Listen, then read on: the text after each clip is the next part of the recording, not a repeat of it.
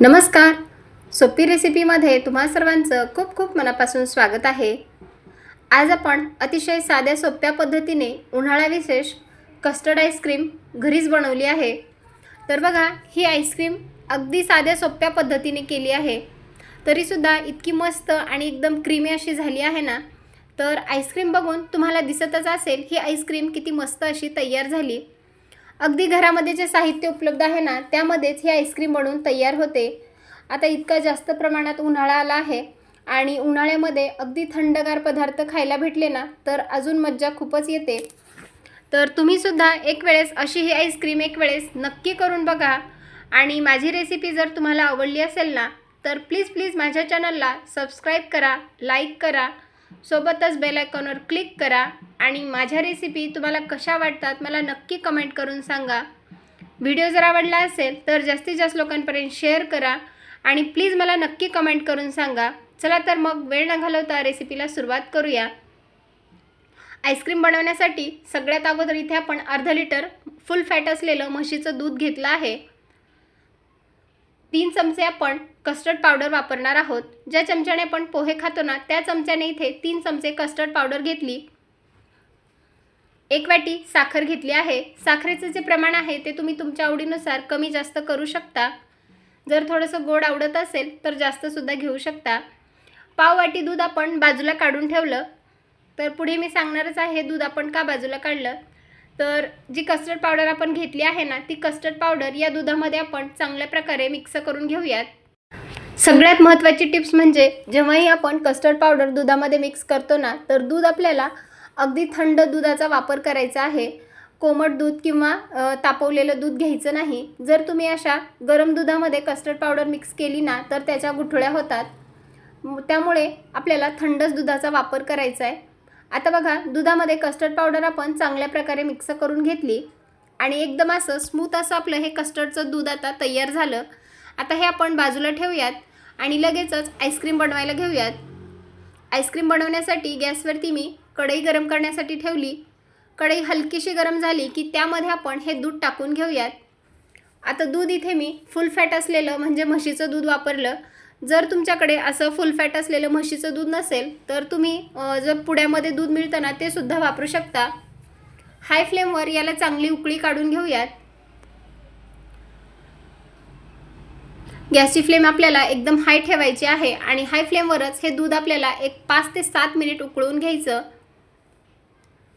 दूध उकळवायला जर ठेवलं असेल हाय फ्लेमवर तर दूध इकडे तिकडे सोडून आपल्याला इकडे तिकडे कुठेच जायचं नाही, कारण दूध जे आहे ना ते खाली उतूसुद्धा जाऊ शकतं.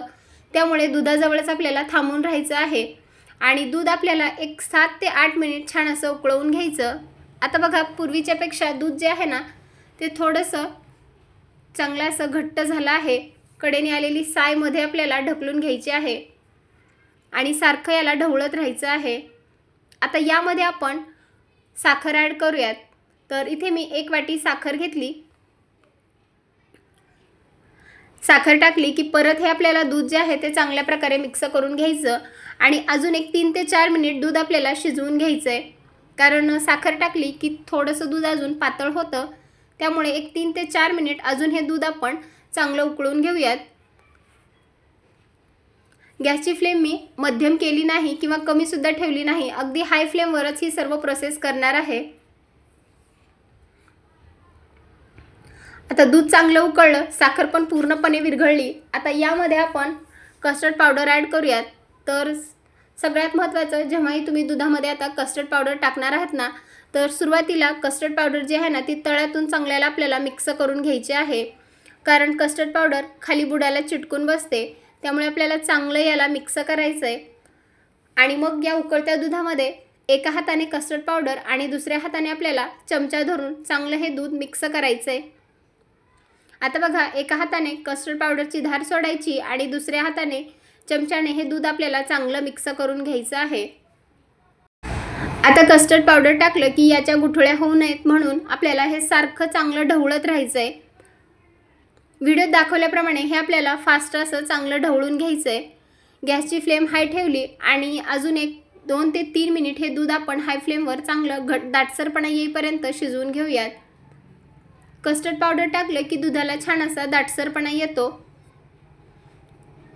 आता बघा हे दूध आहे ना, हे कस्टर्ड टाकलेलं दूध एक 3 ते 4 मिनिट शिजवून घेतलं आणि आता याला छान असा दाटसरपणा सुद्धा आलेला आहे.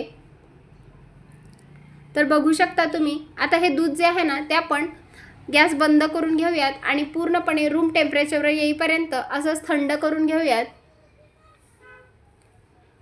गॅस मी बंद करून घेतला आणि हे दूध जे आहे ना ते पूर्णपणे आता आपण थंडगार करून घेऊयात. तुम्ही हवं तर फ्रीजमध्ये सुद्धा ठेवून हे दूध पूर्णपणे थंड करून घेऊ शकता. आता बघा हे कस्टर्डचं दूध जे आहे ना ते आपलं पूर्णपणे थंड झालं. पूर्वीपेक्षा सुद्धा याला छान असा दाटसरपणा आलेला आहे.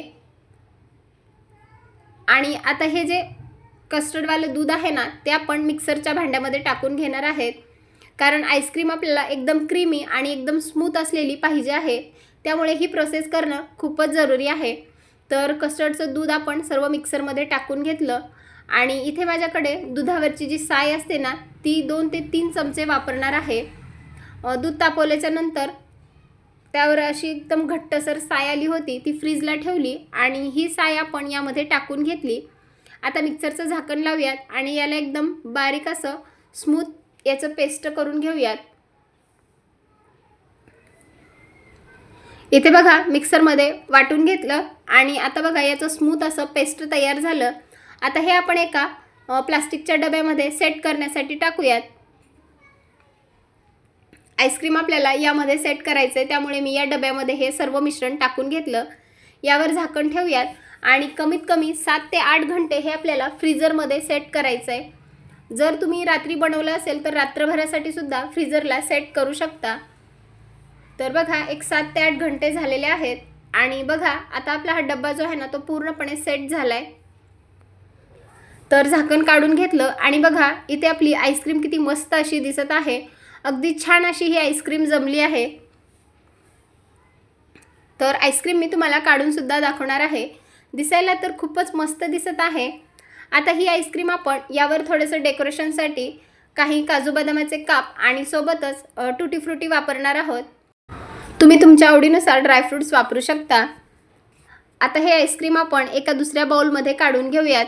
तर चमच्याच्या मदतीने हे आईस्क्रीम आपण काढून घेऊयात. तर इथे मी मोठा चमचा घेतला आणि त्याने आपण ही आईस्क्रीम काढून घेऊयात. तर बघा किती मस्त अशी आपली आईस्क्रीम निघत आहे आणि दिसायला तर खूप मस्त दिसत आहे. सोबतच खायला सुद्धा खूपच मस्त अशी ही आईस्क्रीम झाली आहे. आता यावरून आपण थोडेसे ड्रायफ्रूट्स आणि टुटी फ्रुटी म्हणजे चेरी टाकून घेऊयात. त्यामुळे दिसायलाही छान दिसतं आणि खाताना सुद्धा खूप छान असं वाटतं. तर इथे बघा अगदी 10 ते 15 मिनिटामध्ये जे घरामध्ये साहित्य उपलब्ध आहे ना त्यामध्येच ही आपली आईस्क्रीम बनवून तयार झाली. इतका कडक उन्हाळा आणि त्यामध्ये असे थंडगार पदार्थ शरीराला खायला भेटले ना तर लहान मुलांनाच काय मोठ्या माणसांना सुद्धा खूपच आवडतील. त्यामुळे बाहेरून विकत आणण्यापेक्षा तुम्ही सुद्धा घरच्या घरी अगदी कमी साहित्यामध्ये असे हे आईस्क्रीम लहान मुलांना बनवून द्या. त्यांना तर खूपच आवडेल. ही रेसिपी तुम्हाला कशी वाटली मला नक्की कमेंट करून सांगा.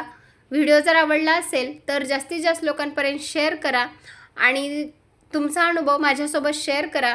चला तर मग पुन्हा भेटूयात अशाच एका थंडगार रेसिपीसोबत. तोपर्यंत धन्यवाद. आणि उन्हाळ्याचं तापमान खूपच वाढलेलं आहे त्यामुळे तुम्हीसुद्धा तुमची आणि तुमच्या मुलांची काळजी घ्या. चला तर मग पुन्हा भेटूयात अशाच एका छानशा मस्त खमंग थंडगार रेसिपीसोबत. तोपर्यंत धन्यवाद. मस्त रहा, स्वस्थ रहा आणि सगळ्यात महत्त्वाचं चांगलं चांगलं खात रहा.